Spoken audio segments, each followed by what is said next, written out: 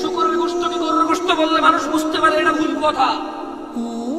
এদেশে জানাকে ভালোবাসা বলে, কেউ এর প্রতিবাদ করে না। শুকরকে যদি কেউ গরু বলে সহ্য করবেন?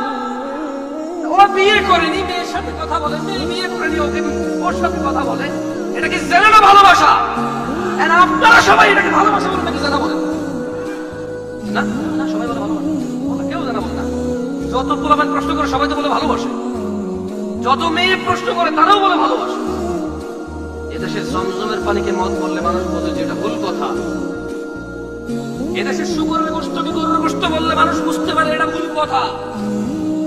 এদেশে জানাকে ভালোবাসা বলে, কেউ এর প্রতিবাদ করে না। ও কত নিচে নামছে অশ্লীলতা আসার কারণে। আল্লাহ বলেছে জানা, রাসূল বলেছে জানা, কোরআন বলেছে জানা, হাদিস বলেছে জানা, আলেম বলে জানা, হুজুর বলে জানা, ওর মা বলে জানা, ওর বাপ বলে জানা, ওর সমাজ বলে জানা, ওর দিন বলে জানা, ওর নিজে জানে জানা, ও বলে ভালোবাসা। ও বলে কি ভালোবাসা? বিয়ে করে না, এটা নাকি ভালোবাসা? তাহলে জানা কোনটা? তাহলে জানা কোনটা? এটা যদি ভালোবাসা হয়, জানা কোনটা? আল্লাহ আমাদেরকে বুঝার তৌফিক দান করুন। যে কোরআন তেলাওয়াত করলাম না বেশি। আজকের এই উপস্থিতি যারা আছেন, যারা ইলম অর্জনের জন্য এতটুকু এসেছেন, রাসূল সাল্লাল্লাহু আলাইহি ওয়াসাল্লাম বলছে যে ব্যক্তি ইলম অর্জনের জন্য আল্লাহর রাস্তায় বের হয়, আল্লাহ সুবহানাহু ওয়া তাআলা তার জন্য জান্নাতের রাস্তা সহজ করে দেন। ছোট ভাই আমার, যদি কোনো হারামে লিপ্ত থাকো, খবরদার এখন স্টপ করো। তুই তো মারাও যেতে পারো, তুমি যাকে পছন্দ করো সেও তো মারা যেতে পারে।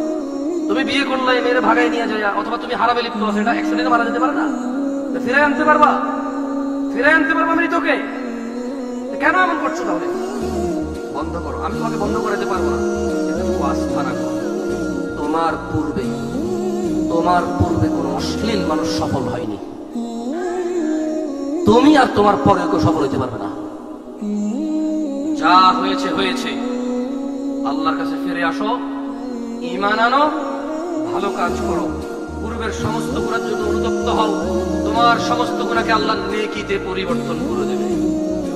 এটাই সূরা ফুরকানে আল্লাহ বলেছেন, আকুলু কওলি হাযা ওয়াস্তাগফিরুল্লাহ লি ওয়া লিসাইরিল মুমিনিনা ওয়াল মুমিনাত ফাস্তাগফিরু ইন্নাহু হুয়াল গফুরুর রহিম।